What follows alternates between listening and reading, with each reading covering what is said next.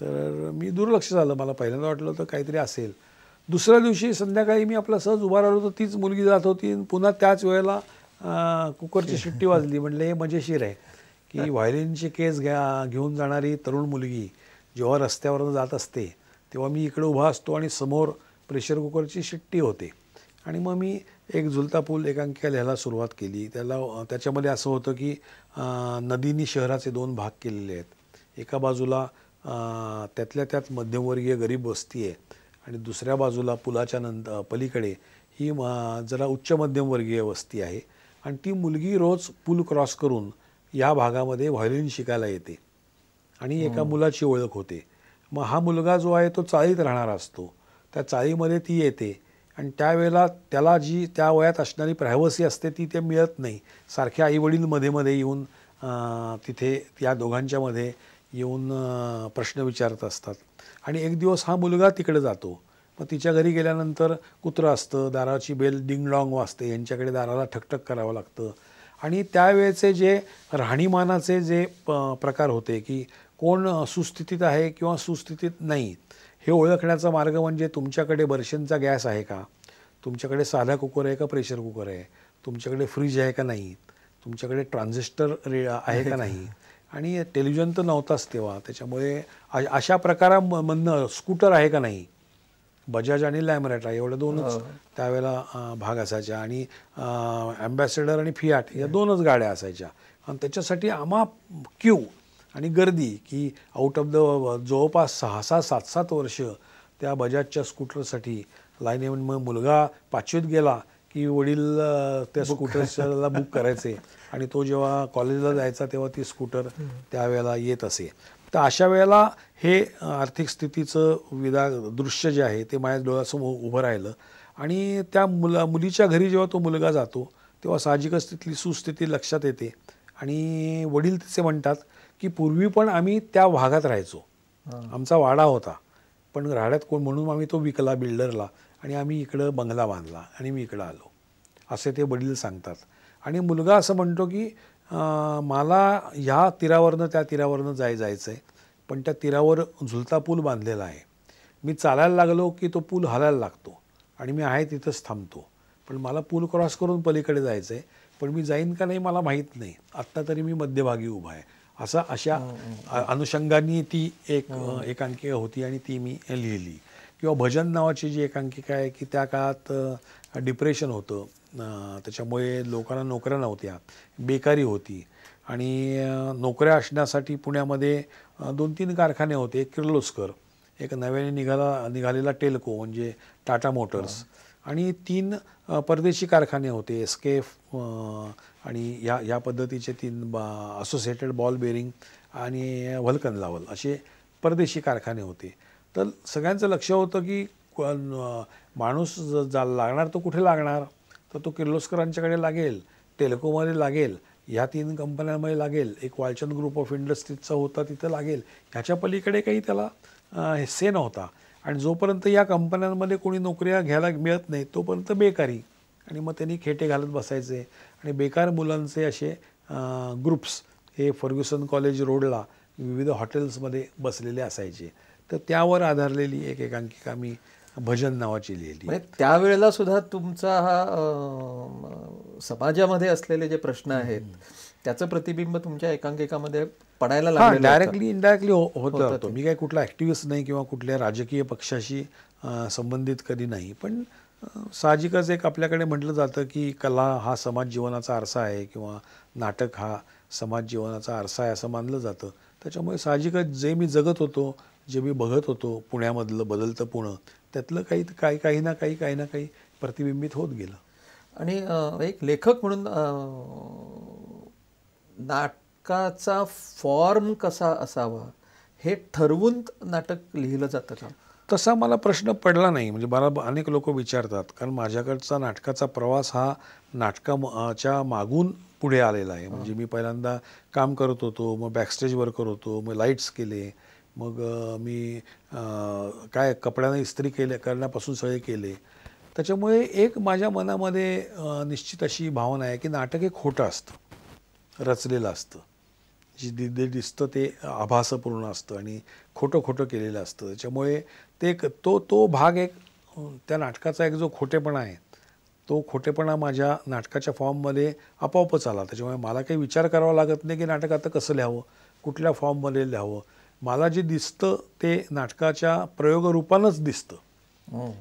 नाटकाची संहिता जी दिसते ती लोकांना असं वाटतं की संहिता लिहिलेली आहे, मग दिग्दर्शक त्याचा ते रूपांतर संहितेचं प्रयोगात करतो आणि मग तो अर्थनिर्णय देतो, इंटरप्रिटेशन करतो आणि ती संहिता लोकांच्यापर्यंत जाते. माझ्या बाबतीत कसं होतं की मी नाटक करणार आहे, मीच नाटक लिहिलेलं आहे, बहुतेक वेळा मीच नाटक बसवतो, दिग्दर्शित करतो. माझ्या ग्रुपमधले आमचा थिएटर अकॅडमी असा ग्रुप आहे. योगायोगानं आज 27 मार्च आहे आणि आज आमचा ग्रुप निघालेला स्थापन झालेला 40 वर्ष पूर्ण झाली. आज 27 मार्च 2013ला 40 वर्ष पूर्ण झाली आणि 27 मार्च 1973ला आमचा ग्रुपची स्थापना घाशीराम कोतवाल नाटकाच्यामुळे ही झाली. तर गेल्या 40 वर्षात ह्या ग्रुपमधनं मी अनेक नाटकं केली. 92 सालापर्यंत नियमित नाटकं केली आणि 92 सालापासून ग्रुपशी माझा असा दुरान्वय संबंध आहे. म्हणजे डायरेक्ट संबंध नाही, नवीन जे लोक आहेत ते लोक ते चालवतात. त्याच्यामुळे नाटक लिहित असताना कुठल्या फॉर्म, तुला आकृतीबंध कुठला असावा, कसं म्हणावं, हे प्रश्न मला पडत नाहीत. म्हणजे एका बाजूनं ही एक माझं ताकद आहे आणि एका बाजूनं ही मर्यादा आहे. कारण माझं नाटक मीच लिहिणार, मीच दिग्दर्शित करणार आणि मीच ते बऱ्याच वेळा कामही करणार. त्याच्यामुळे मला माझी संहिता कशी समोर दिसते हे पूर्णपणे माहीत असतं, किंवा संवाद कसे म्हणायचे हे एखाद्या लेखकाला कळणार नाही, तो दिग्दर्शकावर अवलंबून राहील.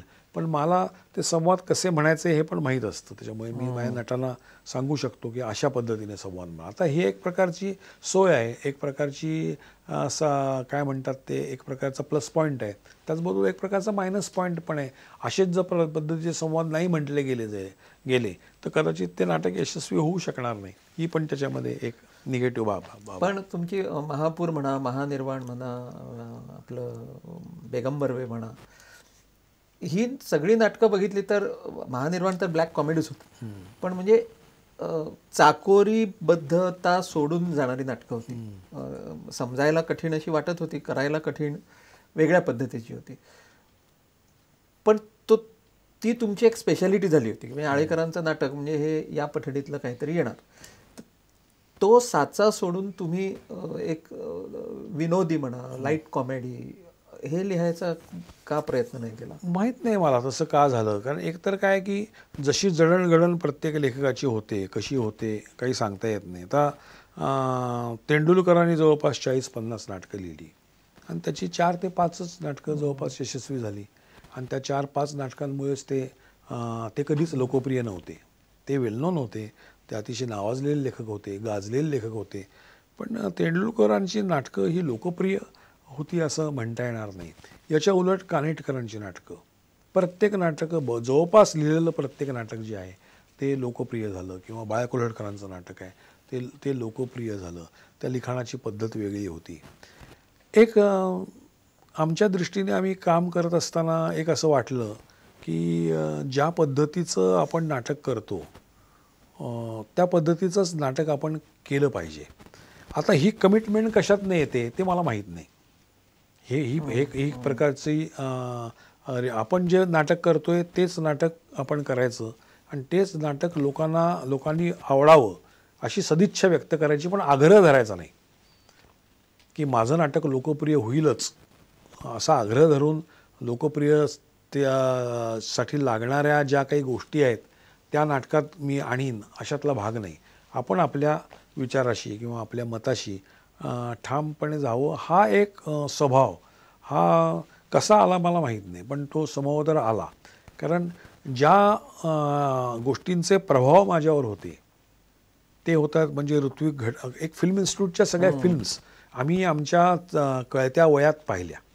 जगातल्या उत्तम चित्रपट हे पुण्यात फिल्म इन्स्टिट्यूट असल्या कारणानं आम्हाला त्यावेळेच्यात, आणि टेलिव्हिजन तेव्हा नव्हता, त्याच्यामुळे आम्हाला जगातल्या उत्तम म्हणजे बर्गमनचे चित्रपट, ऋत्विक घटकचे मेघा ढाका तारा, अजांत्रिक यासारखे चित्रपट, सत्यजित रेंचे चित्रपट, तार्कोव्स्कीचे रशियन चित्रपट, रशियन हॅमलेट, कोझिन्सेवचा हॅमलेट आणि किंग लिअर, हे आम्ही आमच्या फॉर्मॅटिव्ह एजमध्ये पाहिले.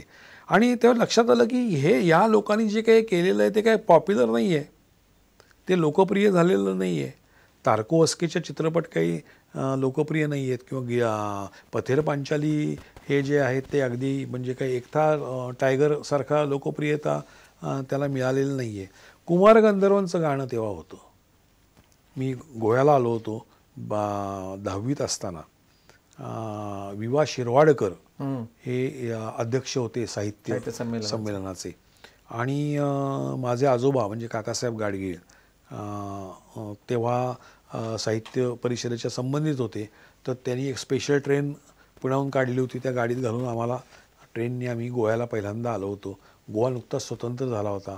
दयानंद बांदोडकर त्याचे मुख्यमंत्री होते आणि त्यांनी कुसुमाग्रजांच्या अध्यक्षतेखालचं पहिलं साहित्य संमेलन घडवून आणलं होतं. तेव्हा मी तिथं विद्यार्थी म्हणून हजर होतो आमच्या कुटुंबियांच्या बरोबर. आणि तेव्हा कुमार गंधर्व आजारपणामधनं उठल्यानंतरची पहिली मैफल झालेली होती. नंतर मत्स्यगंधा नाटकाचा पहिला प्रयोग हा तेव्हा तिथं झाला होता. जितेंद्र अभिषेकींचं गाणं तेव्हा तिथं झालं होतं. आणि मला लक्षात आलं की हे काय जे आहे ते काही लोकप्रिय असं नाही आहे, लोकप्रियतेला फटकून आहे. म्हणजे कुमार गंधर्वांचं गाणं किंवा एक त्याचा जो वर्ग आहे तो वर्ग ठरलेला आहे. आणि तेंडुलकरांचं उदाहरण माझ्या डोळ्यासमोर होतं की किती जरी तुम्ही प्रयत्न केला, अगदी लोकप्रिय नाटक म्हणून जरी तेंडुलकरांनी लिहून दिलं तरी ते लोकप्रिय होऊ शकत नाही, कारण तेंडुलकर मूस त्यांची सोडून नाटक लिहूच शकत नव्हते. तसं काहीच झालं की मी त्या पद्धतीचं नाटक लिहू शकलो नाही असं म्हटलं पाहिजे. तसे प्रसंग आले होते. म्हणजे कसं की मिकी आणि मेमसाहेब माझं पहिलं नाटक ते लिहून या वर्षी आता 40 वर्ष होतील. त्याचे फक्त 8च प्रयोग झाले आणि 8व्या प्रयोग होता बालगंधर्वला. आणि बालगंधर्वचा प्रयोग होता कोणीच नाही, एक 25-30 प्रेक्षक सुद्धा नव्हते. आम्ही ते नाटकाचा प्रयोग झाला आणि आम्ही बाहेरच्या कॅन्टीनमध्ये चहा पीत बसलो होतो. संध्याकाळची वेळ होती. रात्री बाळा कोल्हटकरांचं नाटक होतं तिथे रात्रीचं, दुरितांचं तिमिर जाऊ नये, वाहतोही दोघांची जोडी. आणि ते आलेले होते. ते पलीकडच्या टेबलावर बसले होते चहा पीत आणि मी इकडे बसलो होतो. तर त्यांनी मला बोलवलं आणि सांगितलं की तुम्ही आत्ताचं नाटक लिहिलं का? तर म्हणले हो. मग ते म्हणले की तुम्ही नाटककार व्हाल, फक्त तुम्ही आमच्या बाजूचं नाटक लिहून द्याल का? त्याचा ॲडव्हान्स तुम्हाला मी देऊ शकतो. तर मी म्हणलं नाही, म्हणलं मी कधी लिहिलं तर मी तुमच्याकडे येईन, पण मला म्हणलं ॲडव्हान्स तुम्ही काही देऊ नका, अशी गोष्ट. लोकप्रियतेकडे न जाता स्वतःची मूस काय आहे आणि त्याच्यामुळं मी जी नाटकं लिहितो ही त्याच मुशीतली लिहिणार. लोकप्रियता त्यातल्या त्यात सवंग लोकप्रियता हा माझा रस्ताच नाही आहे, त्याच्यामुळं मी त्याच्याकडे जाणार नाही असे रोखठोक विचार आज आपण आळेकर सरांच्याकडं ऐकलेले आहेत. आजचा हा भाग इथेच संपवतो आणि पुढच्या भागामध्ये आळेकर सरांच्याकडनं आपण आणखीन थोडंसं नाट्यलेखनाविषयी आणि त्याच्यानंतर नाट्य शिक्षण आणि नाट्य प्रशिक्षणाचं महत्त्व याविषयी जाणून घेणार आहोत.